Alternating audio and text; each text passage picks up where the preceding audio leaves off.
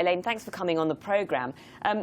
It's an adaptation of the book which you wrote, Private Pain in Public Pews. Yes. You obviously drew on some life experience of attending church. Yeah, the life experience of me being immersed in the churches growing up in it, but they're actually not based on anyone or person specifically or congregation inspired by it.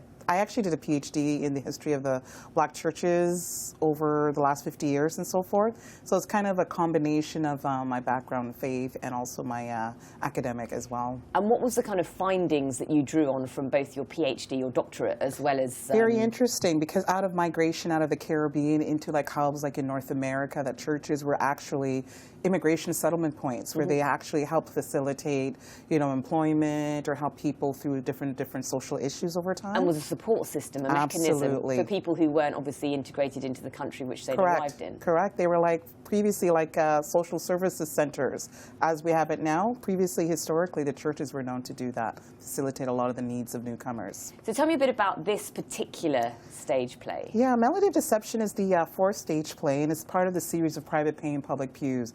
A lot of drama and a lot of comedy. It's actually really juxtaposed very nicely. Dealing with some taboo issues that oftentimes in the church we don't like to deal with. Like what? Like in terms of the not history, but there's a character in there, Minister Jesse, who is hurt very, very seriously by a parishioner as he grew up in the church, and it led him on a path of criminality.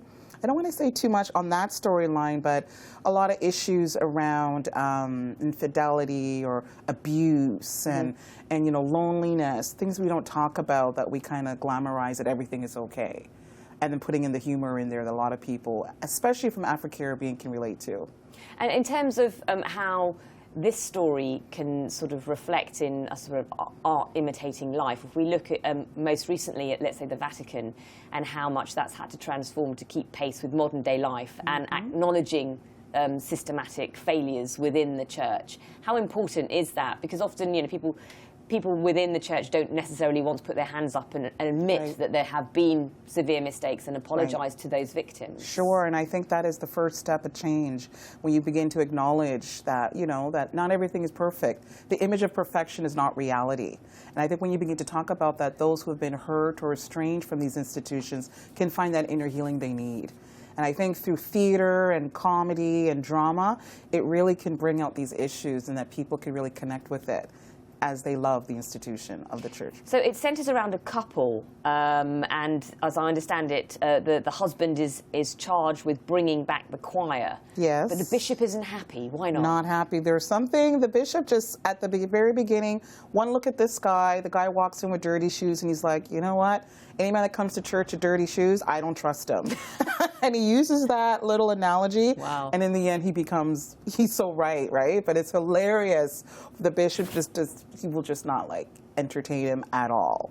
And how difficult was it to take this on the road? Because obviously an audience for Canada is going to be very different again to Jamaica, and again now you're performing in London. Yeah, we try to study the cities that we're going to, but the diaspora is so wide. Do the jokes change according to the demographic as well? Certain jokes, especially the bishop, wherever we go, we'll use something dealing with the city that we're in to kind of bring out the comedic relief. So there's still more talking you need to do with Londoners and people in Birmingham to look at some, cliches that we could probably bring into the play and so forth. But it's hard in terms of you're bringing in so many people, but easy because the issues are so universal. Tell me a bit about your crew. What are they like, the cast of Deception? Yeah, there's this cast of about 15 people. They all represent different faith communities across the Greater Toronto Area in Canada. And a lot of them have backgrounds in theater, and some didn't. They just had a love for it and developed their skills over time and so forth. This is Aiden Church. He does a lot of Lion King and shows like that. He was from Gregory Green, who plays the bishop. He did a lot of theater in Jamaica, the theater art. So there's a few of them like that, and some of them are just organic, just loved it. They were, acting at home in front of a mirror. and came on board, and they're doing amazing. Can this play relate to people who don't go to church? Absolutely. That's the way it was written.